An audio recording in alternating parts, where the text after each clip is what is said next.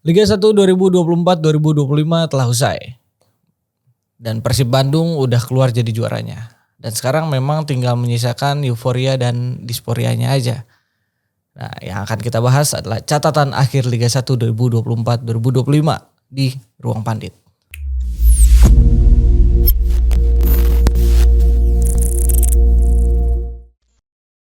Oke, kembali lagi di Ruang Pandit bersama saya Yazid, dan sekarang tentunya saya nggak bakal sendirian di sini, nggak bakal monolog tapi berdialog kali ini bersama dengan Mas Rifki lagi. Halo Jid, apa kabar Jid? Oke, alhamdulillah baik Mas. Mas Rifki gimana kabarnya? Ya baru sembuh nih gue baru sembuh. Iya nih. Hati-hati buat teman-teman ya, jaga kesehatan. Kayak COVID lagi naik lagi nih. Wah, iya nih bahaya nih.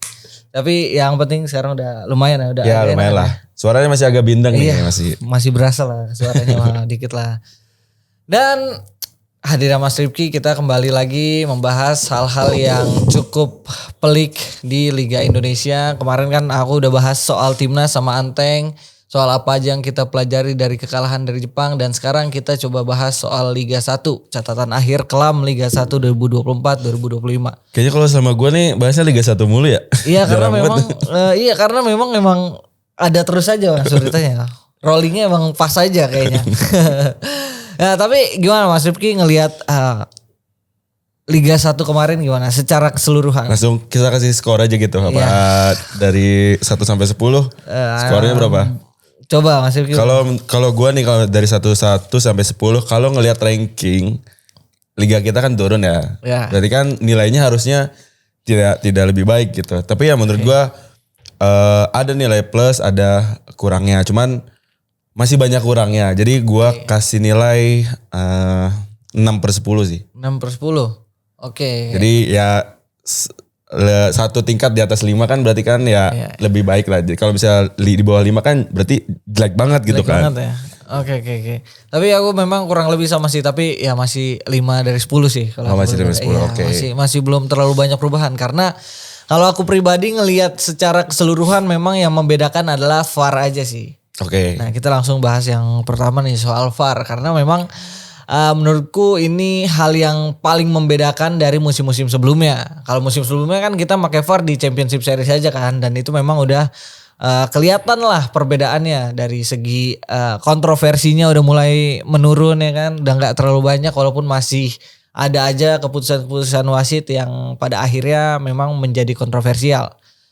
Nah, kalau menurut Mas Rifki sendiri secara keseluruhan soal VAR ini gimana? Bawa ke Indonesia lebih Liga Indonesia setingkat lebih naik atau gimana? Kan sebenarnya hadirnya VAR tuh ya bukan cuma di Indonesia aja ya. Maksudnya hadir VAR di dunia sepak bola ini kan jadi pro dan kontra kan sebenarnya. Betul. Ada hal baiknya, ada hal buruknya juga. Ada banyak yang bilang bahwa VAR ini menghilangkan drama-drama dari sepak bola yang harusnya ya udah ini udah saklek gol gitu kan. Tapi ya banyak yang udah selebrasi pemain tuh tiba-tiba kan itu kan jadi kayak menghilangkan gairah sepak bolanya gitu. Cuman ya ada beberapa hal yang hal positifnya juga di dengan adanya VAR gitu. Dan Indonesia baru memulai ini kan karena adanya kasus Kanjuruhan waktu kemarin ya kalau nggak salah kan. Hadirnya VAR ini untuk membantu ya banyak keputusan kontroversial yang dilakukan oleh perangkat pertandingan kita gitu kan. Bahkan ramainya kan waktu itu ada PSS Sleman yang katanya promosi dibantu keputusan wasit yang offsetnya 200 berapa meter gitu kan. Nah, hadirnya VAR menurut gua di Liga 1 ini belum banyak membantu karena ya membantu tapi belum banyak karena beberapa keputusan yang menurut gue kayaknya ada beberapa rules yang disederhanakan atau disesuaikan dengan sepak bola kita mungkin ya. Oke. Dia kayak beberapa ada, kalau di kita masih dapat kartu kuning, tapi kalau di luar negeri itu udah kartu merah kayak gitu-gitu. Terus kayak posisi penempatan offside tuh masih sering kali terjadi beberapa pertandingan tuh ini harusnya tuh offside, ini harusnya tuh enggak gitu. Sedangkan kalau misalnya di luar negeri atau di Eropa misalnya di Premier League dan lain-lain sudah sangat jelas gitu posisinya ini pemain udah offside gitu. Tapi kalau kan itu didukung dengan teknologi lain-lainnya entah itu kamera dan lain-lain gitu kan sama lines pergerakan orang kayak gitu-gitu. Sedangkan di kita kan belum sejanggih itu VAR-nya gitu. Tapi Ya beberapa keputusan ada lah. Mungkin lu tadi udah nge-share juga linknya, ada beberapa jumlah pertandingan yang diselamatkan, gol yang dianulir yang harusnya itu nggak gol ternyata dianulir gitu kan, bla bla bla. Terus ada beberapa pertandingan gitu. Membantu, tapi menurut gua masih banyak PR karena menurut gua VAR itu bukan cuma soal teknologi ya, tapi tentang SDM-nya juga sih gitu, Jit. Pasti sih memang. Nah kalau aku pribadi memang ngelihatnya benar-benar membantu ya dari segi mengurangi kontroversi yang terjadi gitu kan. Walaupun memang pada akhirnya benar kata Mas Yufki tadi, pada akhirnya VAR cuman alat ya kan, untuk sebagai alat bantu aja. Iya. Pada akhirnya cuman asisten aja gitu. Dan Kan namanya juga video asisten referee kan. itu kan asisten. Iya, makanya. Tetap aja keputusannya ya di wasit utamanya. Utama. Dan gitu. memang kalau kita ngelihat dari yang berita yang ini, waktu aku ikutan semacam namanya kalau Seminar kayak gitu, apa? seminar gitu sih, dan semacam evaluasi wasit juga dari yang wakil komite wasit yang dari Jepang, bahwa dia bilang memang masih terlalu banyak intervensi VAR di sepak bola Indonesia, dan itu memang ya sangat berarti- membantu pada akhirnya. Oh, oke. Kalau dia menanggapinya bahwa artinya kualitas wasit kita masih jauh. Oke. Karena memang masih banyak intervensi VAR Ya, gitu ya. sebenarnya. Yang aku tangkap sebenarnya kayak gitu juga, bahwa kalau masih banyak VAR masih ikut terlibat banyak, pada akhirnya berarti kualitas wasit, asisten wasit, SDM kita ya masih kurang gitu. Oh, iya. Artinya masih harus ditingkatkan dari si wasitnya, perangkat pertandingannya. Tapi memang VAR kalau kita ngelihat ya kata dia juga ngebantu banget gitu. Itu terlihat dari catatan pertandingan yang dia yang VAR bantu gitu. Itu hampir seluruh pertandingan pasti ada keterlibatan VAR gitu. Artinya kalau misalkan nggak ada VAR, wah saya nggak tahu deh gitu. Kalau Oke. kata dia gitu. Wah, kalau nggak ada VAR ini ya udah dah. Dan itu memang yang terjadi di Liga 2. Pada akhirnya Liga 2 kan masih banyak kontroversi yang terjadi ya karena belum ada VAR gitu kan. Ya gitu sih. Intinya VAR memang sangat membantu, tapi ada hal yang cukup krusial yang harus dibenahi, yaitu perangkat pertandingan. Oke. Iya setuju sih karena ya mungkin sekarang di Liga Eropa kita jarang-jarang banget gitu wasit maksudnya nggak sewaktu awal-awal VAR muncul ya. Sekarang lu udah wasit itu udah keputusannya udah ketika dia meluit ya udah keputusannya itu. Tapi kalau misalnya momen-momen krusial ya kayak tackle kayak gitu-gitu, VAR tuh masih cukup terlibat, apalagi offset dan gol dan lain-lain. Tapi menurut gua sudah tidak sebanyak waktu awal-awal muncul VAR karena ya mereka melakukan evaluasi beberapa si perangkat pertandingannya, si SDM wasit utamanya ya. Nah itu mungkin yang harus dilakukan oleh federasi ke depannya di musim selanjutnya. Apalagi kan katanya Liga 2 nih musim depan mau pakai VAR. Nah itu benar-benar harus SDM-nya harus benar-benar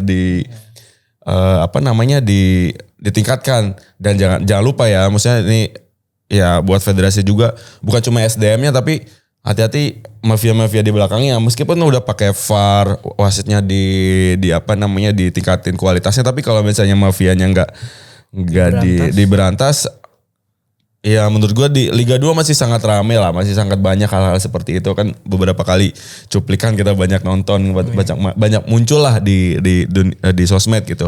Nah kalau itu nggak diberantas ya tetap aja, percuma aja kita pakai VAR, wasitnya ditingkatkan dan lain-lain. Ya mungkin di luar sana juga di Eropa atau di manapun sepak bola sana gitu mungkin ada mafia, tapi ya pintar-pintar dikit lah gitu, jangan mencolok banget gitu. Iya kayaknya lebih bukan mafia ya, jatuhnya sebenarnya kalau di luar kayaknya inian aja, bandar judi. Iya perjudiannya. Perjudiannya aja, tapi memang mereka nggak terlalu terlibat dengan hasil pertandingan. Iya. Itu aja sih sebenarnya. Ya cuman ya itu tadi ketika nanti musim depan VAR akan dipakai di Liga 2 atau di Liga 1 ya yang tadi gue sempat sentil ya bahwa SDM-nya oke ditingkatkan, tapi kualitas teknologinya tetap harus diperhatikan juga ya. Ya kita sekarang mungkin ya VAR dengan seadanya, ya dalam gue bilang sih masih seadanya ya, maksudnya yang penting ada dulu gitu VAR gitu. Tapi buat musim kedua berarti kan ya, musim kedua VAR tentu kualitas si peralatannya, teknologinya harus dikembangkan. Itu tadi gue bilang kamera yang dipakai benar-benar harus benar-benar jernih gitu kan. Terus siaran ulangnya benar-benar jelas. Ya kan mungkin lo lihat juga beberapa siaran ulang kan beberapa kali wasit hanya melihat siaran ulang dari televisi gitu kan. Nah itu ya fasilitas teknologi kayak gitunya harus diperhatikan lagi lah. Yeah. Memang di akhir-akhir paling kita sempat melihat beberapa pertandingan udah ada tuh garis-garis offside-nya gitu. Ya sedikit lah perlahan-perlahan oke lah. Tapi memang kalau ngelihat kita tapi kan diprotes tuh waktu sama si Yuran. Iya benar. Makanya juga artinya masih banyak pembenahan lah yang harus dibenahi gitu. Tapi kalau VAR ini dari yang harus ditingkatin ya itu sih benar kameranya gitu. Kualitas kamera, angle-angle kameranya karena memang kalau yang aku lihat masih terlalu bergantung dengan kamera-kamera broadcast gitu. Sebenarnya jatuhnya itu dari wasit tuh nonton ulang tayangan broadcast aja sebenarnya. Ya kayak gitu karena angle-angle kameranya kan beda. Kalau di luar negeri kan ada kamera-kamera memang yang khusus untuk VAR gitu. Yang nggak bisa diliatin oleh broadcast gitu, nggak bisa dikeluarin gitu. Biasanya nggak tayang di TV gitu, yang kita lihat tuh sama wasit biasanya beda itu kalau di luar gitu. Nah kalau di sini kan kita bisa ngelihat apa yang dilihat wasit gitu sama aja gitu. Dan dengan kualitas kamera yang ternyata kadang masih ada yang kurang gitu, entah karena pencahayaan stadionnya atau karena memang kualitas kameranya atau filternya terlalu hijau gitu kan. Ya kan jadi kan karena memang kualitas kameranya masih bingung juga, apalagi kalau hand gitu kalau di pause gitu kan jadi kurang kelihatan juga kan kalau kayak gitu. Oh ini kenapa enggak gitu kan, akhirnya menciptakan kontroversi lagi ujungnya. Padahal kan VAR ya sebenarnya untuk mengurangi kontroversi yang terjadi. Walaupun memang kalau di luar lagi jadi pembahasan juga nih Mas, bahwa VAR tuh kayak benar tadi kata Mas Rifki bahwa VAR itu kayak mengurangi lah passionnya sepak bola gitu. Apa emosi-emosi pemain. Jadi kemarin tuh aku ngeliat tayangan kayak prime-nya Ramos dan Pepe yang kita tahu kan mereka back yang sangat sportif ya kan. Sangat-sangat baik lah gitu. Nah itu ada tayangannya tuh dia iseng ngedengkul pala pemain, nginjek tangan. Messi waktu itu kan seperti video. Iya jadi kalau aku ngeliat komen-komen, nah ini nih yang dihilangin VAR gitu. Aspek jadi rivalitas pemain tuh semacam kayak sekarang udah kayak robot aja, jadi semuanya friendly di dalam pertandingan juga udah pemain tuh kayak emosinya harus ketahan banget gitu. Kayak mereka harus jadi sosok yang suci lah gitu di pertandingan karena semua sisi udah ada kamera. Jadi mereka harus berhati-hati banget. Itu semacam hal yang dihilangkan gitu ya dari VAR ya. Sebenarnya kalau aku pikir-pikir ya bisa tuh kalau sepak bola ngikutin semacam kayak badminton, volley gitu yang make challenge gitu, basket ya kan. Jadi VAR tuh nggak bisa ngintervensi semuanya. Jadi masing-masing tim misalkan tiap babak dikasih 2 kali percobaan challenge gitu. Nah itu kan semacam hal yang mungkin bisa dipikirkan. Karena kan sekarang yang jadi bahan diskusi juga kan VAR ini nyita banyak waktu gitu. Apalagi di Indonesia nih musim pertama ya kan kemarin. Wah itu kacau, berhenti lama banget. Pada akhirnya tambahan waktunya jadi 8 menit, 10 menit. Itu kan jadi kayak ngebuang-buang waktu juga gitu sih. Sebenarnya ya kalau challenge itu menarik sih maksudku. Kalau menurut Mas Rifki gimana? Kalau challenge nih menarik juga, cuman mungkin agak berat ya karena dengan emosi orang-orang Indonesia beda ya gitu, gitu kan. Jadi menurut gue ya itu bisa dicoba mungkin, tapi harus ada beberapa pertimbangan juga. Tapi yang paling utama sih gue tetap kualitas si teknologinya. Karena di luar negeri kan udah mungkin beberapa atau mungkin udah semua ya, mereka menggunakan kamera yang nge-tracking arah bola gitu. Jika kamera tuh udah otomatis gerak aja tuh dari kanan gitu kan. Kalau di kita kan masih manual ya, dengan ada orang itu. Ya di luar negeri juga ada yang manual juga beberapa, tapi ada beberapa kamera utamanya itu udah otomatis. Jadi kamera tuh udah ngikutin tracking bola aja tuh. Geser. Jadi udah nggak pegel juga orang-orang gitu. Nah itu mungkin bisa ya agak sulit juga sih di Indonesia dengan peralatan yang peralatan kualitas stadion kita gitu kan.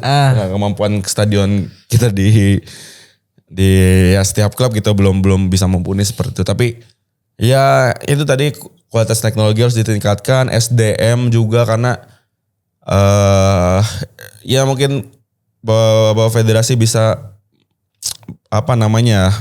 mensejahterakan lah wasit-wasit kita gitu. Karena ketika wasitnya udah sejahtera, ya nggak akan ada korupsi-korupsi juga gitu kan. Hakim aja dinaikin 270% gajinya gitu.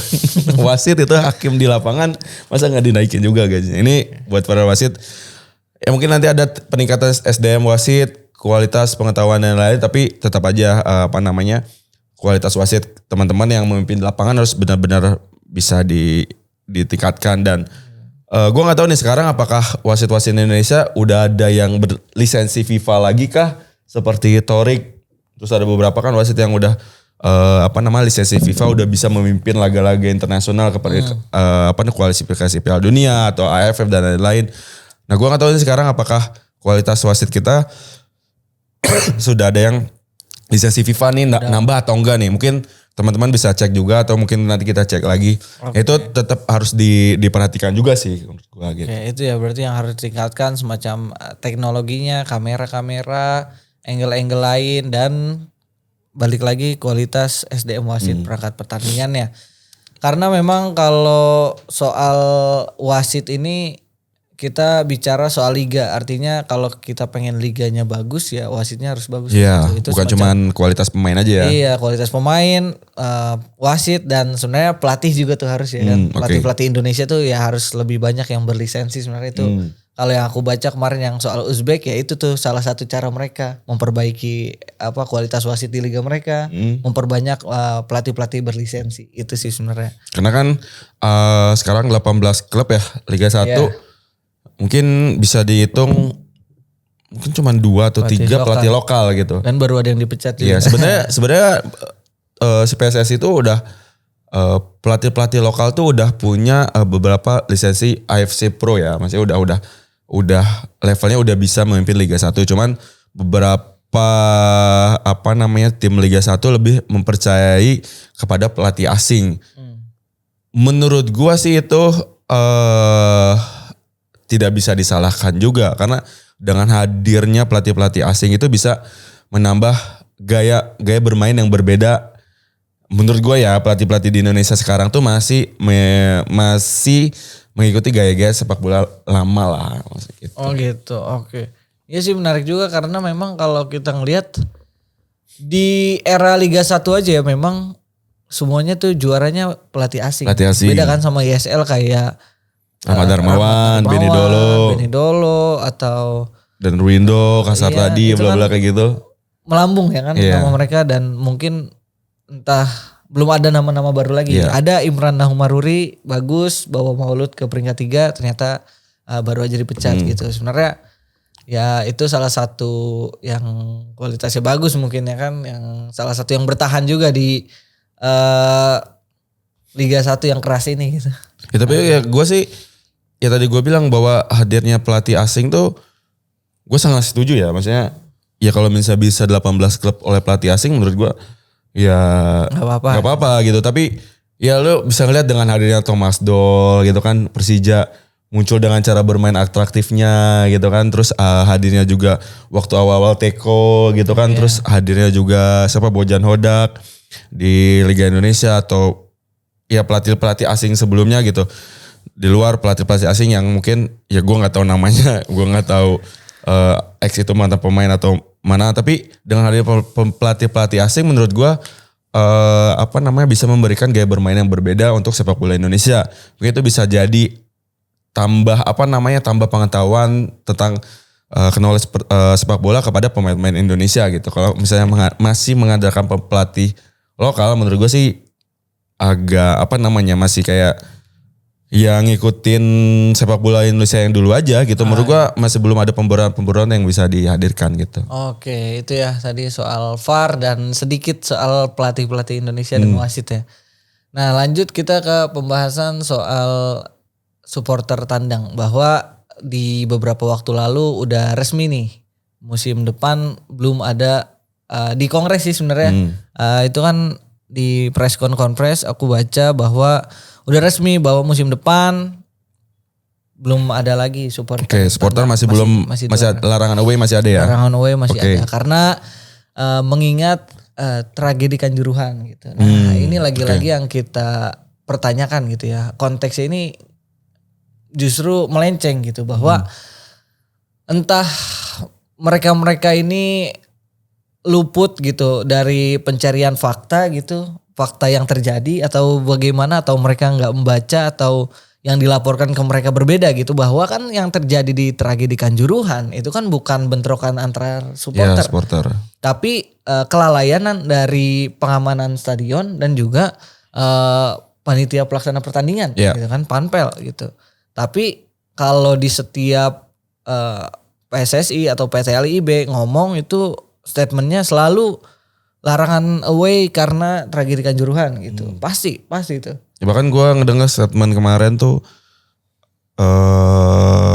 Pak Erik tuh ngomong pokoknya ada wartawan dia nanya kalau misalnya Pak gimana larangan away supporter, menurut kalian gimana? Emang sanggup gitu kan? Tapi terus si wartawannya bilang, ya Pak sanggup, udah bisa kok larangan away bla bla bla.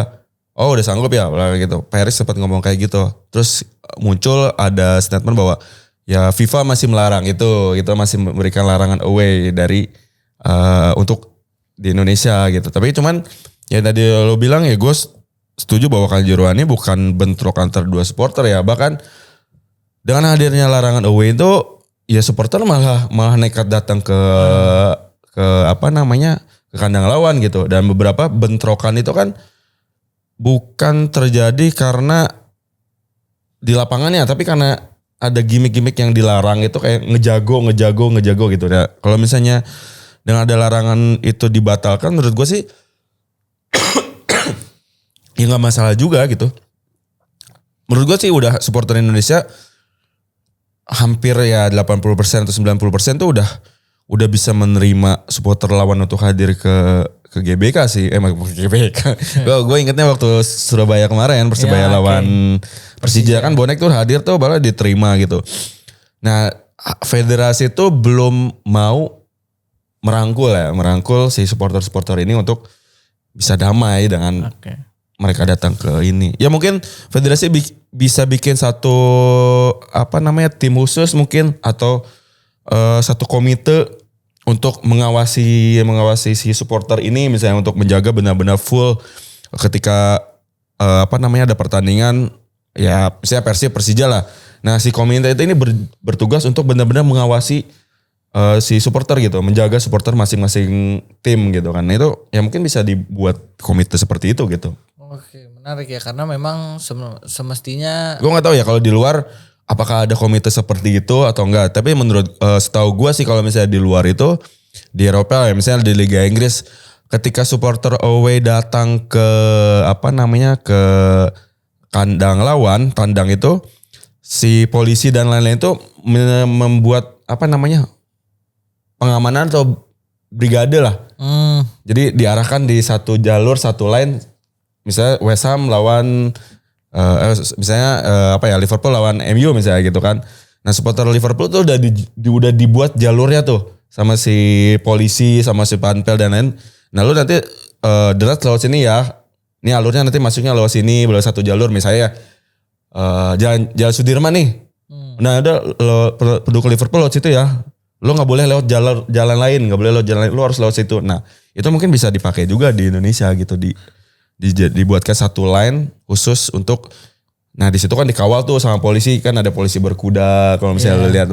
Nah itu mungkin bisa dikawal juga sama polisi-polisi Indonesia, mungkin pakai rantis lah pinggir-pinggirnya gitu kan biar aman bla bla bla. Nah, itu misalnya bisa dilakukan. Cuman gua nggak tahu ya ini federasinya yang males kah atau apa, kayak gue ya gitu. Ya, atau ya makanya kalau kita pikir-pikir kan ini adalah solusi terakhir gitu yang mereka pikirkan, dan sebenarnya ini menguntungkan bagi mereka loh, bagi Komdis dan LIB dan federasi gitu. Ya.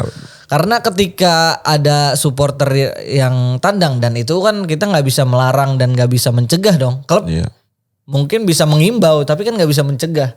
Ya kan, mengimbau bisa, tapi buat melarang dan mencegah, wah jangan datang gitu-gitu, kayaknya nggak bisa deh.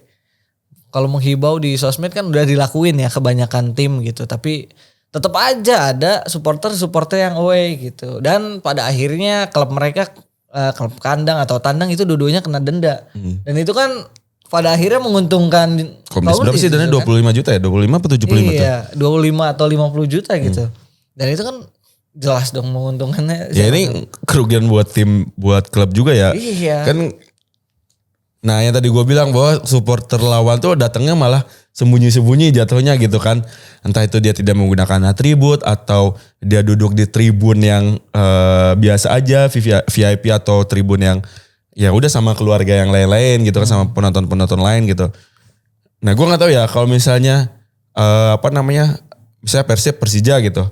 Gue sebagai The Jack misalnya datang ke GBLA, tapi gue nggak duduk, nggak tidak pakai atribut, ya baju-baju kayak gini aja, misalnya tidak menimbulkan atribut.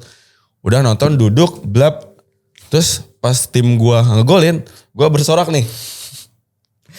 Terus, nah Komdis tuh ngehukum gak nih kalau gue sebagai supporter lawan nggak kalau kayak gitu? Iya ya. Nah itu gimana tuh? Kan kalau misalnya yang yang kita lihat bisa satu gerombolan, satu tribun itu diisi sama satu supporter away yang nyanyi, ngechant, bawa bendera, bawa flare apa-apa, itu oke lah kelihatan nih. Tapi kalau misalnya gue sendiri nih, gue sendiri duduk, terus gue nonton Persija golin misalnya, gol, gue bersorak gitu kan. Ya gue gak tahu ya digubukin apa enggak misalnya gitu kan. Ya itu urusan lain lah. Urusan lain gitu. Tapi nah kalau misalnya gue sendiri datang ke stadion, nah itu gue dihitungnya supporter away tandang gak tuh? Iya ya makanya. Nah itu gimana tuh kan itu jadi peraturan yang jadi tanda tanya gitu. Nah itu mungkin teman-teman bisa bantu jawab ya. Iya. Gitu. Apakah kalau seperti itu kita dianggap sebagai supporter tandang dan membuat tim kita didenda gitu? Bisa satu orang denda 25 juta gitu kan. Iya. Terus kalau iya kan 25 juta gitu. Iya. Nah, itu kan jadi dalam tanda kutip Komdis bisa cari uang di situ gitu. Iya makanya emang ngasal itu maksudnya. Iya. Dan pada akhirnya itu menguntungkan Komdis gitu maksudnya kalau yang kayak gitu. Dan banyak-banyak dari supporter sebenarnya kalau kita coba ngobrol dan wawancara memang mereka ya mempertanyakan juga gitu. Ini keputusan kayak gini dan udah berapa tahun berarti? Udah 2 tahun. 2 musim berarti. Ya makanya ya karakter orang Indonesia kan semakin dilarang, semakin dibuat peraturan ya semakin dilawan gitu kan, semakin yang namanya larangan ya pasti dicobain sama dia gitu kan. Ya jadi buat federasi mungkin larangan supporter away ini menurut gue benar-benar harus dipikirkan lah. Udah bukan lagi saatnya supporter untuk dilarang buat datang ke stadion kandang lawan sih menurut gue. Iya, ya itu harus benar-benar dipikirkan lah. Iya itu maksudnya dan ada lagi federasi di musim depan. Apakah itu adil gitu? Klub kan nggak tahu gitu ke supporternya bertandang atau apa tiba-tiba didenda juga kan kerugian juga lah buat klub gitu kan. Maksudnya kalau misalkan tiba-tiba ada yang satu tadi dihitung supporter tandang kan mereka nggak tahu apa anjir. Dan ini kan ini berlaku buat tim Liga 1 aja kah? 2, 3 atau 4 nih? Iya, Liga 4 emang Komdis sampai ke Liga 4 gitu. Liga misalnya Liga 4. Pacitan lawan antar kabupaten misalnya tim-tim kabupaten gitu bertemu, kampungnya tuh sebelahan tuh. Itu gimana tuh nanti? Itu apakah itu dihitung juga larangan tim away tandang gitu. Nah, makanya ya peraturan ini benar-benar harus dikaji ulang ya. Ya mungkin yang tadi gue bilang mungkin federasi bikin satu komite khusus untuk mengawasi ya bikin komite kayak komite Komdisnya lah, bikin satu tim lagi yang benar-benar fokus untuk mengurusi supporter ini, bukannya supporter Liga 1. Ya untuk Liga 2, Liga 3, Liga 4 yang tadi gue bilang bahwa ya di tim Liga 4, Liga 3 itu kan daerahnya biasanya berdekatan kan, misalnya hanya beda kabupaten atau hanya beda kota yang hanya sebelahan. Satu tim-tim kampung yang sebelahan lah itu, apakah itu dihitung juga supporter away gitu kan. Nah itu ya mungkin bisa dipikirkan lagi lah sama federasi. Iyalah itu benar. Dan kalau soal supporter away tadi udah ya berarti ya kita mempertanyakan lah harusnya ini dikaji ulang bahwa apa memang harus gitu supporter harus banget away dilarang gitu kan. Oh enggak jangan dilarang tapi harus banget ada peraturan yang benar-benar mengawasi ini gitu. Iya, maksudnya apa masa harus dilarang sih gitu kan udah 2 tahun dan nanti berjalan ke musim ketiga gitu. Sedangkan kalau kita melihat alasannya selalu tragedi Kanjuruhan. Sedangkan yang terjadi bukan seperti itu Iya. gitu kan. Nah, kalau kita udah bahas supporter, kita geser ke internal klub soal standar lisensi gitu. Kalau aku ngelihat ya Mas Rifki ya di Liga 1 yang kemarin gitu. Masih banyak tim-tim yang jadi musafir. Oke. Ya kan, yang kandangnya minggu ini di sini, minggu Ya. depan di sini, ya itu mungkin karena away. Ya. Tapi nanti pindah lagi kandangnya gitu. Nggak ada kandang yang tetap gitu. Ada beberapa tim. Terus juga ada beberapa tim yang isunya menunggak gaji pemainnya Oke. gitu. Ada beberapa, ada cukup Oke. banyak justru kan malah. Dan itu kan sebenarnya hal tersebut bisa dicegah dengan lisensi klub yang ketat Ya, gitu. Nah, setuju. pertanyaannya apakah memang dengan kejadian-kejadian yang berulang tersebut, apakah memang sebenarnya PSSI ini terlalu lunak? PT LIB dan PSSI ini, federasi ini terlalu lunak buat klub-klub gitu. Ya. Bahwa mereka tuh sebenarnya nggak kuat buat kompetisi di Liga 1. Tapi karena ya mereka lunak gitu kan, pasti ya udah ikut dulu aja dengan catatan, tapi entah itu catatan apa gitu. Dan apakah itu dilengkapi atau enggak kita nggak tahu. Nah, menurut Mas Rifki gimana tuh? Kita balik lagi ya dengan sejarah-sejarah klub di Indonesia tuh hadir karena tim kedaerahan kan jatuhnya kan. Bukan tim swasta atau tim PT yang dibuat benar-benar secara struktur udah benar sebagai perusahaan atau klub yang dibiayai oleh swasta gitu. Oke. Karena kan sejarah klub kita itu dibiayai awalnya kan dari ya masih APBD dulu kan. Jadi ya gelontor-gelontor aja uang gitu kan dari APBD. Nah, sekarang dengan ada peralihannya atau diputusnya dana APBD untuk klub, dan klub harus bermanuver atau memutar otak untuk mendapatkan pendanaan klub. Nah, mungkin ya di Indonesia tuh sepak bola belum jadi industri yang benar-benar menarik orang untuk membeli. Investasi terbaik tuh di Indonesia menurut gue masih belum ini ya. Ya mungkin pemilik klub, hampir seluruh pemilik klub di Indonesia mungkin merasakan rugi ya untuk jadi pemilik klub di Liga Indonesia gitu. Ya itu tadi balik lagi karena sejarah kedaerahan yang masih memanfaatkan uang APBD dan lain-lain. Ketika pindah sekarang masih kesulitan untuk mencari pendanaan gitu kan. Dengan biaya yang satu musim mungkin bisa sampai 50 M, ya 50 M lah minimal misalnya gitu kan. Sedangkan hadiah liganya cuma berapa M gitu kan. Iya, dan distribusi iniannya dari liga juga kan enggak subsidi dari liga pun enggak cukup besar untuk ya mungkin hanya bisa menutup gaji atau gaji pemain asing 2 atau 3 misalnya gitu kan. Itu kan belum bisa membantu klub. Nah, PR-nya mungkin dari yang tadi lo bilang ada tunggakan gaji dan lain-lain. Itu menurut gue ya karena ya tadi gue bilang bahwa di Indonesia tuh industri sepak bola masih belum bisa menguntungkan investasi terbaik. Karena ya sponsor yang hadir pun belum bisa merasakan benefit. Mungkin ya gue menilainya beberapa klub yang disponsori BUMN tuh udah kayak jatah aja sih maksudnya itu jatahnya. Beberapa aja kayak ya ada Pertamina sponsorin beberapa klub bla bla bla bla. Kemarin kan rame lagi tuh karena Danantara misalnya. Karena ikutan juga. Danantara meskipun kan itu masuknya lewat BTN ya. BTN apps gitu kan kalau gak salah. Buat 3 klub Liga Indonesia gitu kan. Itu kan jadi kayak subsidi silang aja gitu. Jadi yang mungkin sekarang ketua PSSI kita kan Menteri BUMN gitu. Lo ini dong sponsor klub ini bla bla bla bla berapa M. Nah mungkin hanya subsidi silang seperti itu.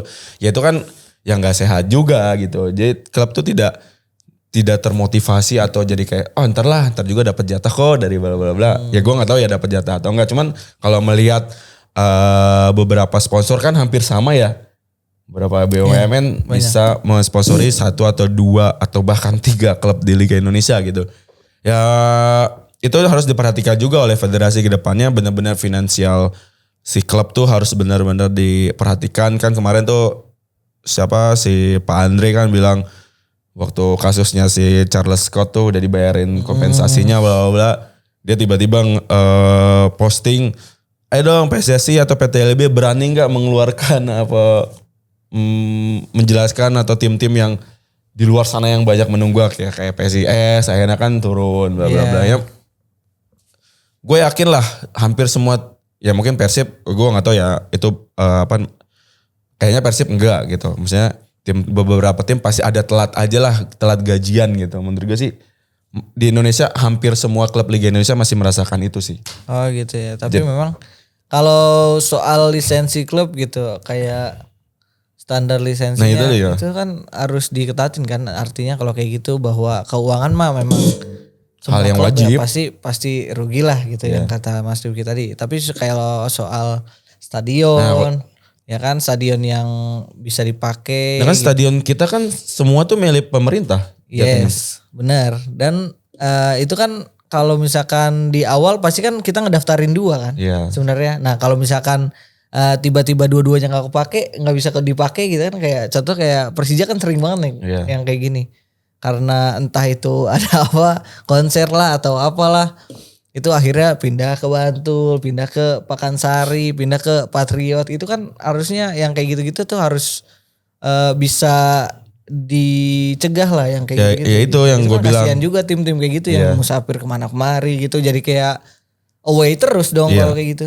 Itu kan kayak yang tadi gue bilang bahwa tim kita tuh tim Liga Indonesia masih kekuatan finansialnya masih belum sangat kuat daripada ngebangun stadion, mending uangnya buat ngegaji pemain gitu. Jadi ya harusnya tim-tim Liga 1 tuh udah bisa memiliki stadionnya sendiri ya, bukan lagi menggunakan stadion pemerintah gitu. Jadi ya berapa sih bangun stadion paling berapa ya sekarang? 10M gitu ada, 15M. Udah itu. Nah itu jadi ya mungkin ini bukan cuma federasi aja sih, makanya bukan cuma federasi aja yang harus mengawasi, tapi kesadaran kesadaran si klub-klub pun untuk memajukan sepak bola Indonesia itu harus benar-benar dimunculkan lagi gitu. Harus ya kesadaran tim itu harus benar-benar mereka bertanggung jawab atas timnya sendiri, entah itu ngebangun stadion, ngebangun fasilitas stadion pendukungnya untuk latihan, ngebangun stadion untuk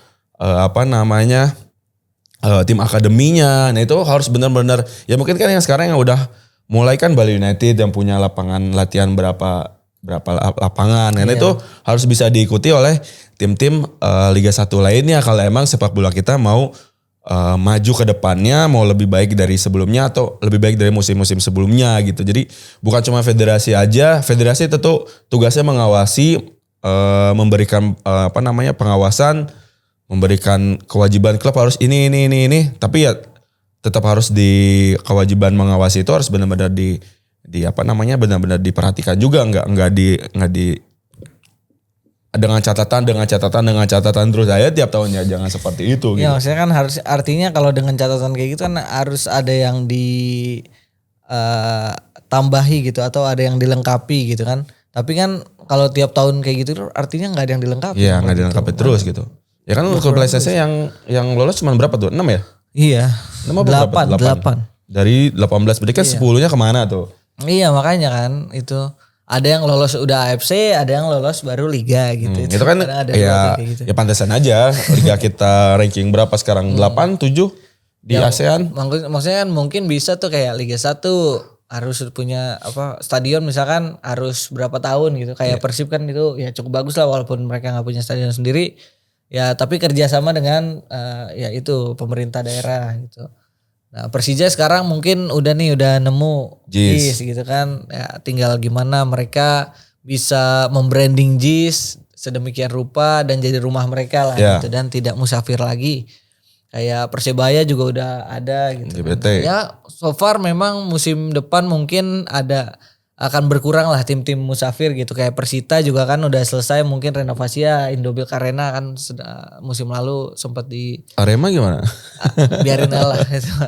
Arema gimana? Biarin lah itu mah. Ya kan terakhir main di Kanjuruhan juga malah kejadian lagi gitu. Aneh aja gitu. Ya seperti itu berarti memang masih sulit ya buat untuk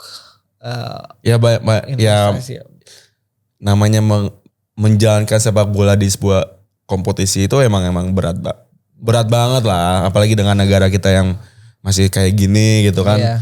Ya kan ya negara kita tuh penikmat sepak bola tapi bukan pelaku sepak bola gitu aja. Oke, bukan penggila ya. Iya, bukan penggila. Penikmat gitu ya. Bukan penikmat. Ya, tapi kayak pengen aja gitu punya nanti tim Liga 1 tuh udah punya stadion sendiri, Iya. punya training center sendiri ya kan. Masih jauh lah menurut Training ground gitu atau mungkin punya apa sih namanya akademi sendiri nanti gitu kan enak kayak gitu ya. Kalau kayak gitu ya kan. Ya udah Piala Dunia udah tiap 4 tahun sekali gitu kalau udah kayak gitu mah. Iya, soalnya kan Gak harus sampai round 4 kita gitu. round 4 juga belum tentu lolos nih. Lolos round 5 apalagi nanti susah banget. Ya itu berarti memang masih jauh ya buat standar licensing yang profesional kayak musim Jepang depan, mungkin susah ya. Musim depan ya minimal musim depan harus benar-benar diperhatikan lah oleh federasi Ya, gitu. karena memang aku pengennya kayak minimal EPA tuh tim-tim Liga 1 tuh ikutan EPA tapi dari akademinya sendiri lah Ya, gitu. oke. Itu kan udah keren lah kalau kayak gitu ya kan. Kayak Persibaya, Persija kan. Atau ya itulah. Nanti ada nih pembahasannya. Oke, selanjutnya ada soal penutup musim kemarin yang menurutku agak-agak kurang gitu. Closing ceremony-nya gitu. Ya walaupun memang itu kan terkendala hujan gitu kan jadinya tadi kan mau di bawah cuman karena Bukan hujan. terkendala penonton turun ya? Bukan sih sebenarnya. Karena hujan terus kan akhirnya di atas gitu. Sebenarnya kan Nggak masalah juga sih di iya bawah. kan nggak masalah kan buat di atas gitu kan. Beberapa kali Liga Champions juga kan ngangkat trofinya di atas gitu. Cuman kan harusnya bisa tertib lah gitu kan. Soalnya kan itu salah satu yang krusial. Dinanti-nanti oleh pendukung Persib ya kan kalau musim kemarin. Tapi Ya, bukan yang terjadi malah kelamaan ngomong apa segala macam akhirnya penonton pada emosi turun semuanya gitu.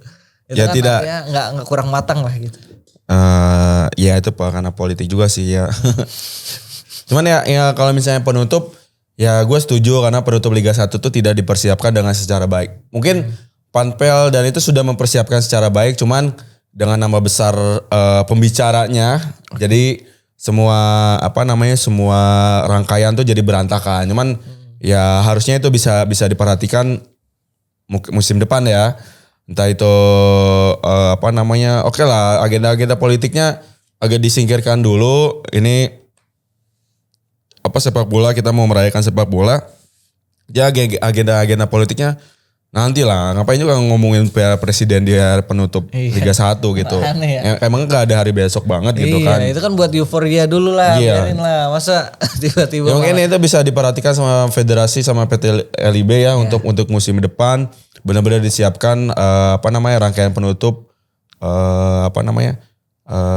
Liga 1 gitu. Mau itu pembagian hadiahnya di bawah. Menurut gue sih masih di kita tuh masih belum siap untuk di tribun lah. Karena tribunnya juga belum sangat proper. Iya. Terus kan apalagi lo ngelihat lah pas kemarin, gue juga sempat ngelihat ya. Ya gue nggak nonton secara langsung tapi ngelihat beberapa cuplikan ketika pembagian hadiahnya di atas tuh, kalau nggak salah si pemainnya tuh bukan ngadep ke lapangan gitu, tapi ngadepnya tuh ke tribun VIP gitu, ke kamera broadcast gitu. Iya benar. Lo ngerasa nggak? Kan kalau misalnya Liga Champion kan, ya udah fokus aja ke penonton gitu buat ngelihat ini Tengah ke lapangan. ke lapangan gitu ngangkat piala. Tapi pas gue lihat kemarin kok ini lapangan di depan, si Mark Locke-nya malah di tengah-tengah gitu. Mark Locke-nya di tengah-tengah, pemainnya di pinggir pagar, kan penonton nggak bisa ngelihat gitu kan. Dan iya itu juga kan wartawan, jurnalis apa segala Ngambil macam. foto nggak bisa. Coba ada nggak foto yang, gue nggak tahu ya.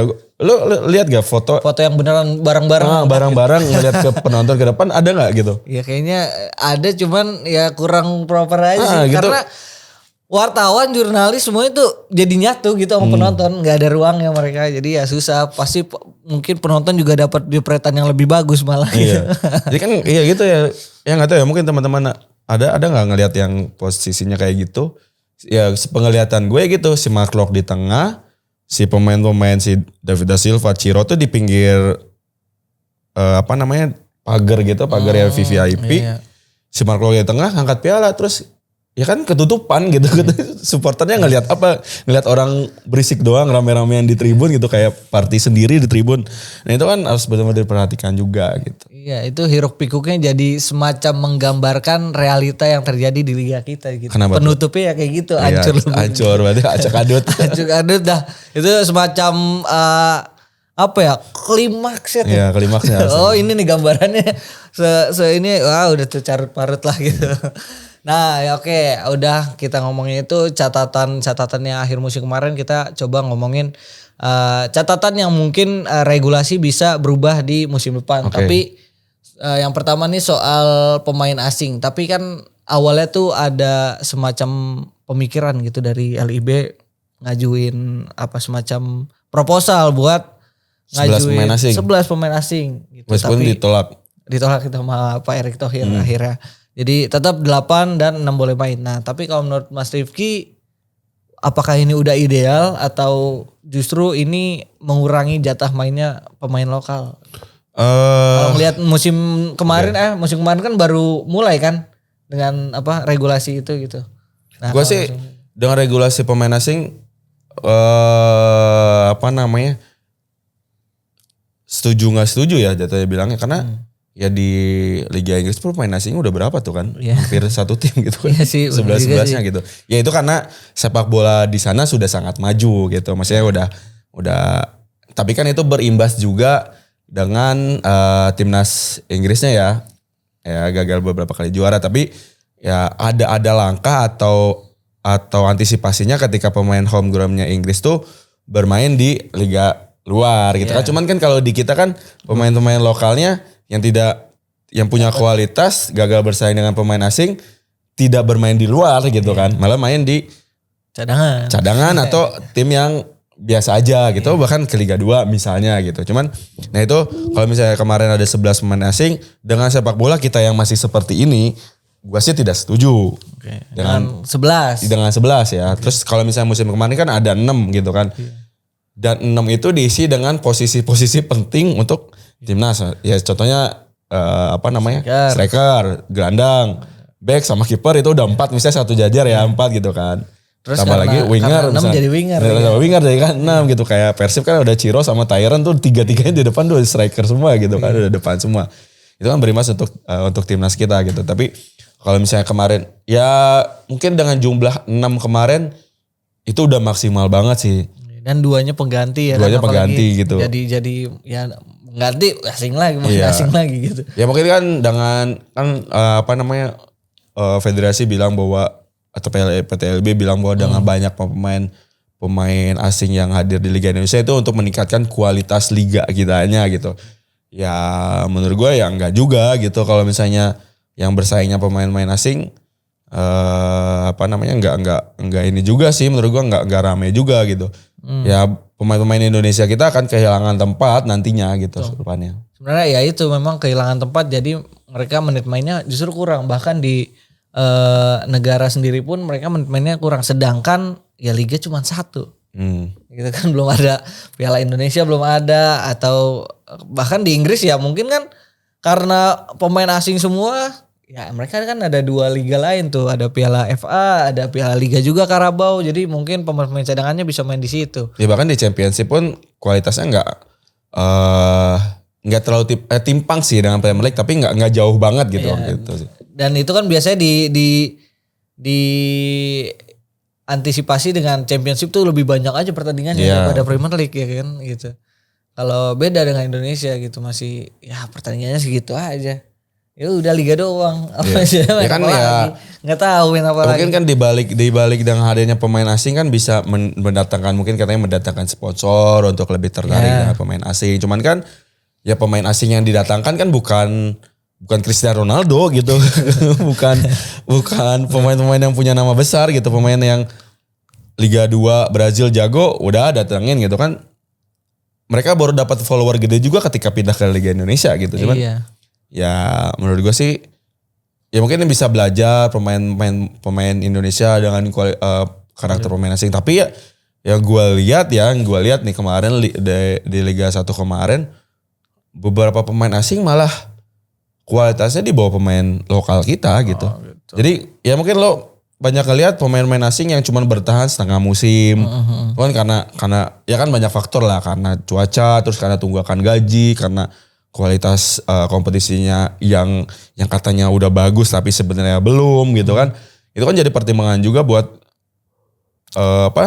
Pemain asing. dan itu jadi berimbas buat klub juga gitu menurut gua. Mereka udah ngeluarin biaya besar, ternyata cuman kepake setengah musim, terus harus memutus kontrak, bayar kompensasi kan. Itu jadi beban buat klub liga. Oke, mungkin nanti lah musim depan misalnya di JT ada 11 pemain asing. Tim Liga 1 ngontrak 11 pemain asing nih. Dengan gaji yang rata-rata satu musim tuh 5 sampai 10 M misalnya 5 M lah kita ambil misalnya atau paling murah misalnya 3 M lah pemain asing itu sekarang gajinya per tahun tuh 3 M kali 10 udah 30 M. Ternyata 10-10-nya flop nih pertengahan musim. Kena tipu agen semua tuh. Nah, kena tipu agen semua yang dari YouTube semua misalnya gitu kan. Terus udah bayar 30 M, pemainnya jelek semua gitu. Terus diputus kontrak misalnya 5 tuh. 15 M misalkan, terus harus bayar kompensasi lagi bla bla. Aja 30 M mending fasilitas bikin stadion gitu kan. Terus kan ada juga yang katanya karena pemain-pemain Indonesia harganya mahal-mahal. Ya emang bener harga pemain Indonesia tuh mahal-mahal. Itu kan karena mereka bersaing juga pemain asing dengan pemain asingnya gitu. Dengan terus dengan label timnas dengan yang udah besar. Yang gak salah juga pemain melabeli harga mereka tinggi gitu. Tapi menurut gue kualitas pemain lokal untuk di Liga 1 ya. Bukan ngebandingin dengan pemain yang di timnas. Maksudnya Liga 1 dengan pemain asing di Liga 1. Menurut gue kualitasnya gak jauh kok gitu. Cuman beda emosi aja gitu. Iya sama beda karena lebih berani aja kadang pemain asing. Yoran Fernandes. Jadi yang kalau misalnya lo tanya tentang bahas kuota pemain asing. Berapapun itu menurut gue sih menurut gue nggak terlalu signifikan juga sih buat ningkatin kualitas liga gitu sih. Iya karena ya terbukti juga Persib mungkin ya karena pemain asingnya musim kemarin 8. masih kurang ya. Iya 8 Persib berapa? maksudnya di Liga Asia juga kan nggak bicara banyak. Mungkin ya musim ini nih Persib harus bicara banyak. Bahkan yang berbicara banyak malah Madura gitu tim yang hampir degradasi gitu. Iya benar. Oke udah tadi regulasi pemain asing artinya ya kita masih setuju lah ya 8 ya. Ya boleh lah. Masih oke lah ya. Cuman ya memang catatan aja nih pemain lokal harus benar-benar bisa bersaing. Ya dan yang pemain asing yang harus datang ke Indonesia benar-benar berkualitas sih. Jangan yang asal-asalan gitu aja sih. Oke. Karena itu tadi yang gue bilang bakal ngebawa ini klub. Terus buang-buang duit. Terus kita malah nonton yang pemain asing gak berkualitas gitu. Itu aja sih. Oke berarti peningkatan kualitas pemain asingnya berarti. Bukan. Nah selanjutnya nih ada lagi regulasi. Ini banyak banget yang kita bahas ya. Iya, berarti emang banyak banget. berapa jam kita dibahas ini. Karena emang banyak PR-nya untuk Liga 1 ini ya. Soal regulasi pemain muda. Kalau sebelumnya itu kan U23 kan. Tapi musim ini tuh U22 tuh karena Piala AFF atau apa ya lupa. AFC U23. AFC, U23. Karena usianya nanggung kalau. Jadi si kompetisinya AFC U23 itu umurnya nanggung sama buat yang usia 23 tahun kemarin gitu. Oh gitu. Jadi mentoknya tuh 23 tapi bulannya apa gitu kan enggak ini. Iya. Makanya Beckham nih udah enggak masuk nih. Iya, Beckham udah enggak masuk. Udah enggak masuk nih dan memang regulasi U22 ini masih agak rancu juga. Iya. Beberapa tim memang memanfaatkan pemain mudanya buat dapat jam terbang kayak Persija, Rehan Hanan, Donitri dan lain-lain. Sedangkan kalau kita ngelihat di Persib justru ini kadang pemain mudanya dipakai buat ya udah ngisi kuota aja gitu. Starter 45 menit nanti. Siapa sih kalau di Persib siapa Kakang ya? Kakang sih. Kakang. Yang sering main Kakang doang karena ketika Kakang itu dipanggil buat AFF waktu itu waduh itu beneran udah kelimpungan buat ya? Iya kelimpungan tuh Persib. Soalnya cuma ada Ariski Si Zikri. Ferdiansyah iya. Jadi mereka kelimpungan tuh dan kelihatan banget jomplangnya gitu kualitas Kakang dan U22 lainnya gitu kalau di Persib ya yang aku lihat.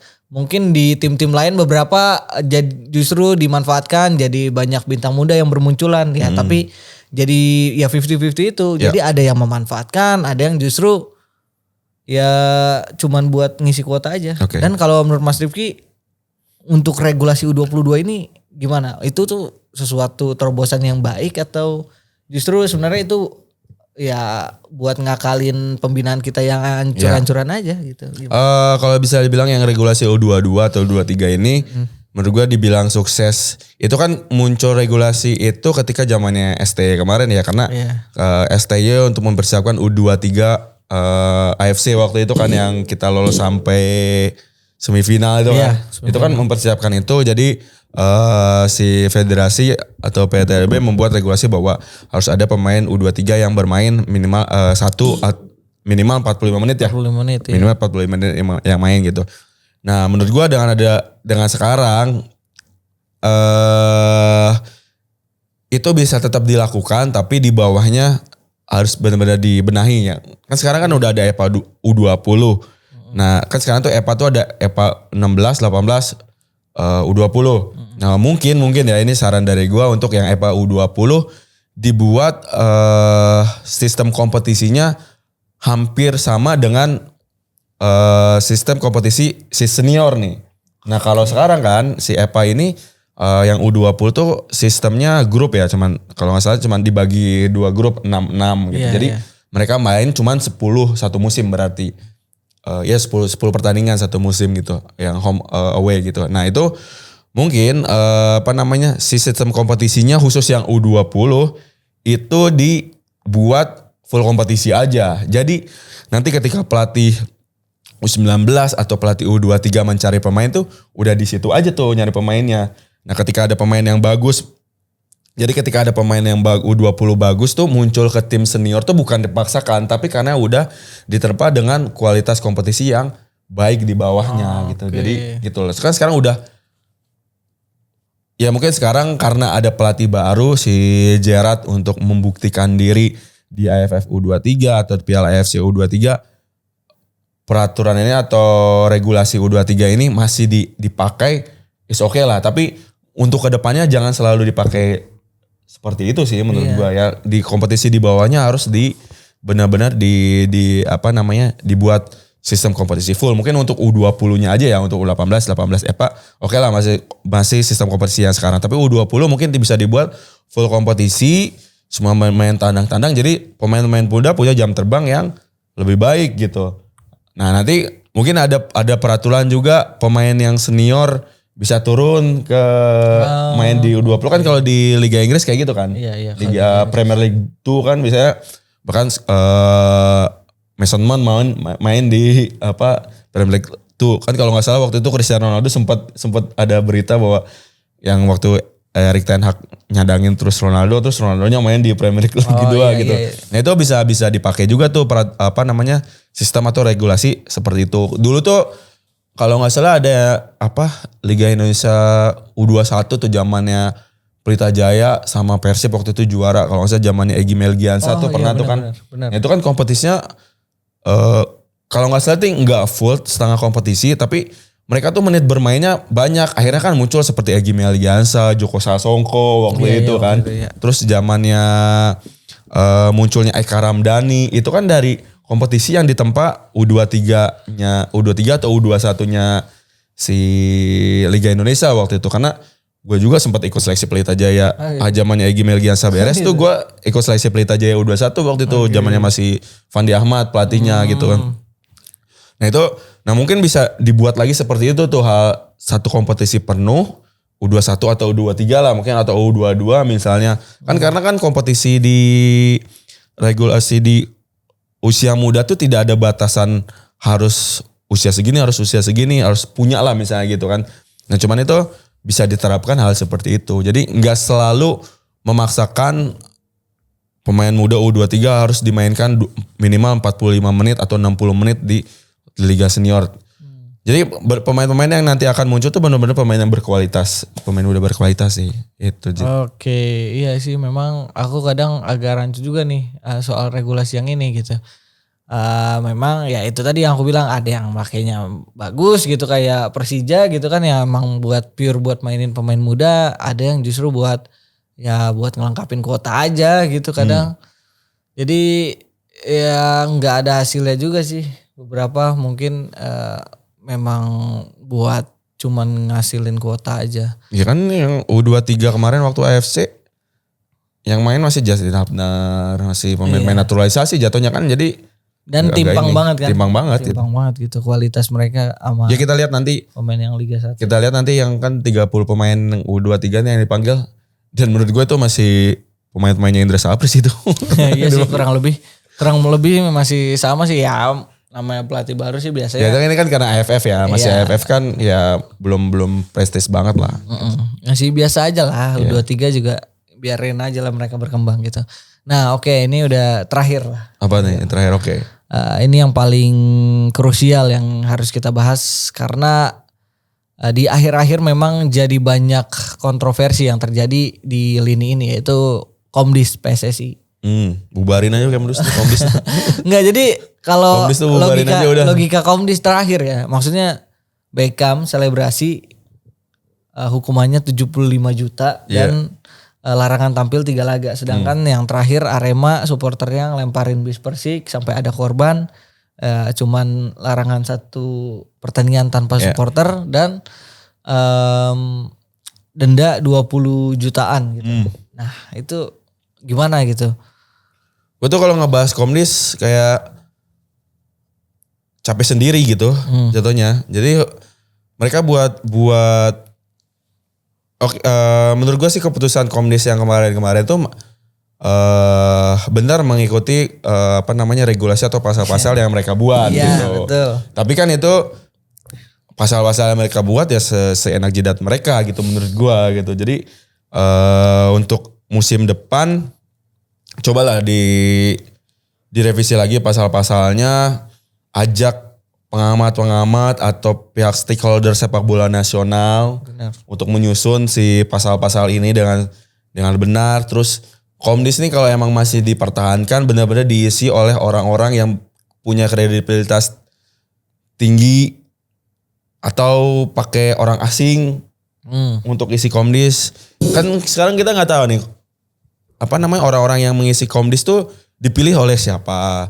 Terus punya kapabilitas bener gak sih dia orang yang ngerti sepak bola kah? Ngerti kejadian di lapangan kah? Apakah cuman menerima laporan-laporan aja?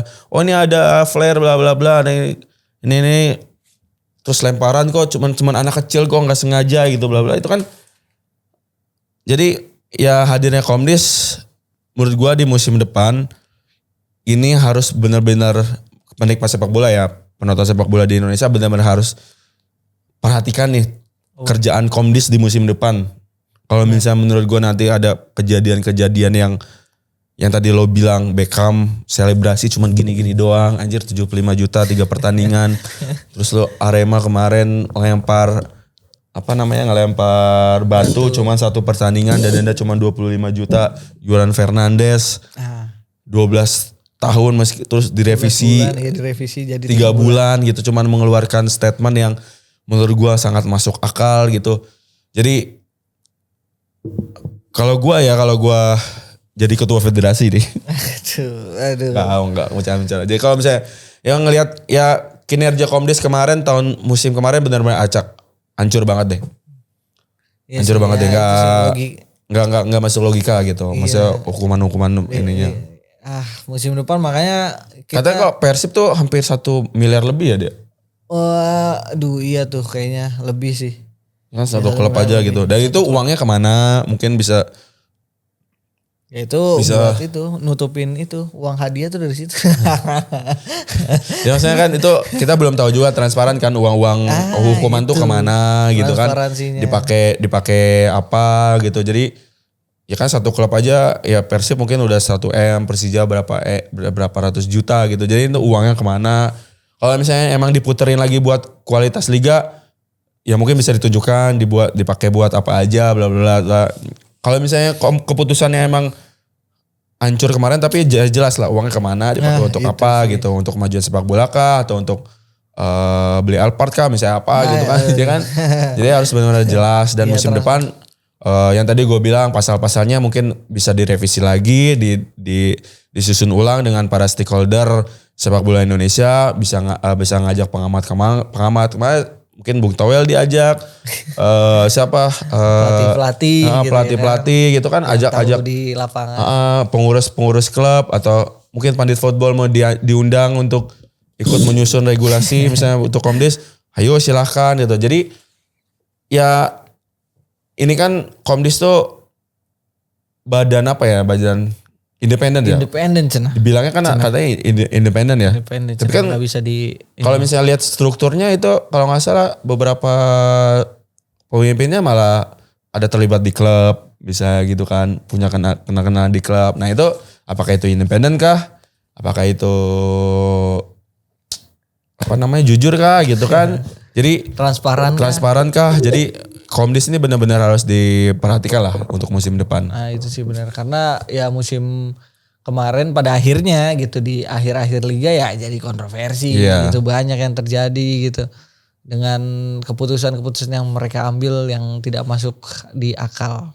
Ya itu aja paling Mas Rifki. Banyak Tapi banget PR-nya ya. Terakhir ya menurut Mas Rifki apa langkah yang paling pertama yang harus dibenahi buat liga ini? Langkah pertama yang harus dibenahi Yang paling penting lah gitu. jadwal ya. Jadwal tetap tuh. Jadwal tetap harus diperhatikan karena ya kan kemarin-kemarin apa namanya jadwalnya oke lah udah Cukup mengikuti oke sih, iya, FIFA Matchday gitu. jadwal Itu harus benar-benar diperhatikan, jangan sampai ada pertandingan apa namanya pindah molor tiba-tiba.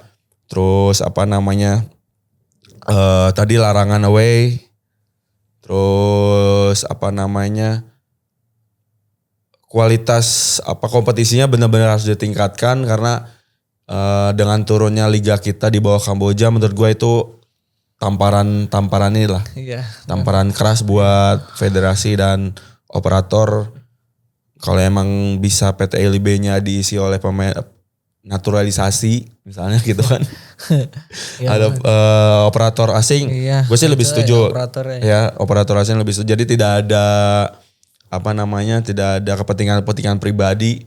Kan ya kita tahu sekarang ketua PT LIB-nya kan punya apa namanya, punya ikatan kuat dengan tim Liga 1 gitu kan. Jadi ya itu kan akan muncul terus kecurigaan, dugaan iya, gitu kan. Iya karena tidak itu jadi ya muncul kayak muncul gitu. terus gitu. Mungkin dengan adanya independen atau orang dari luar, pihak luar, operator luar yang bisa mengurusi sepak bola Indonesia, ya why not gitu. Gue sih nggak masalah gitu. Jadi pihak asing. Pihak asing untuk ya nggak masalah gitu. Kalau misalnya kan orang Indonesia tuh takut kan pihak asing. Takut bahaya. Lah, gitu. Mana itu tadi yang harus diperhatikan. Tadi beberapa ya sistem kompetisi, terus kualitas wasitnya harus diperhatikan, terus yang tadi kita bahas sebenarnya harus diperhatikan semuanya harus diperhatikan. Oke. Ya mungkin itu aja Mas Rifki, udah cukup panjang nih episode kali ini. Banyak banget artinya PR dari operator LIB dan juga federasi untuk meningkatkan kualitas liga biar kita nggak disalip lagi sama negara ASEAN lainnya. Ya, tahun depan digeser sama Timur Leste. Atau Liga Singapura malah udah di atas gitu kan. Ya itu dah. Sampai jumpa di episode selanjutnya.